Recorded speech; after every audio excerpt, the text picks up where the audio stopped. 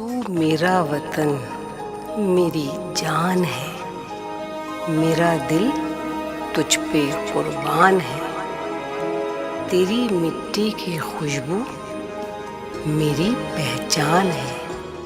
کیا پاکستان اپنا وقار کھو رہا ہے یا ہماری محبت پاکستان سے کم ہو رہی ہے؟ میرا یہ خیال ہے کہ ہم نے پاکستان کی قدر کرنا خود کم کر دی ہے۔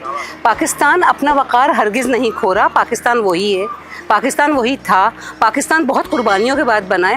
ہم اپنے بزرگوں سے پوچھیں تو ان سے یہ دیکھیں کہ وہ کیا زندگی گزارتے تھے اور آج ہم ساری فیسلٹیز کے ساتھ ساری اچھی زندگی گزارتے ہیں۔ آپ یہ دیکھیں کہ ہر گھر میں گاڑی ہے، ہر گھر میں ٹی وی ہے، ہر گھر میں فون ہے، ہر گھر میں موبائل ہے، اس کے باوجود بھی ہم اللہ تعالیٰ کا شکر نہیں ادا کرتے۔ اور جب ہم اللہ کا شکر نہیں ادا کرتے نا، اس لیے اللہ تعالیٰ ہمیں یہ سزا دیتا ہے کہ ہم لوگ ساری برائیاں دیکھتے رہتے ہیں۔ کوئی بھی برائی ہمیں نظر آتی ہے تو اس کو ہم گننا شروع کر دیتے ہیں۔ 10 برائیاں ہیں تو 90 اچھائیاں بھی ہیں نا، ان کو بھی کاؤنٹ کیجئے، ان کو بھی دیکھیے۔ لیکن ہم لوگوں نے اللہ تعالیٰ کا شکر ادا کرنا چھوڑ دیا ہے۔ اگر ہم اللہ کا شکر ادا کریں اور اللہ تعالیٰ سے ہر وقت یہ دعا کریں کہ اللہ تعالیٰ ہمارے ملک کو ترقی دے، ہمارا ملک اسی طرح ہمیں آزادی کے ساتھ سانس لینا نصیب کرے، تو یہ ہم لوگوں کا اپنا قصور ہے کہ ہم قناعت پسندی نہیں کرتے، ہمیں ہوس ہو گئی ہے، لوگوں سے ہماری حسد جلن سب بڑھ گئی ہے، ہم دوسروں کو دیکھ کے امپریس ہوتے ہیں۔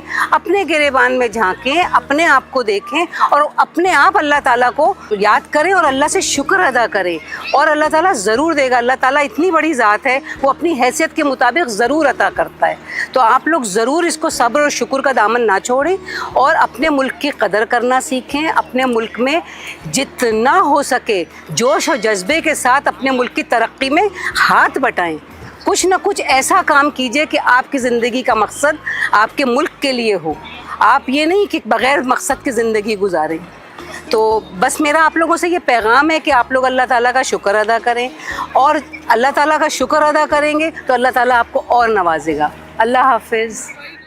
تو میرا وطن میری جان ہے، میرا دل تجھ پہ قربان ہے، تیری مٹی کی خوشبو میری پہچان ہے، میری جان ہے۔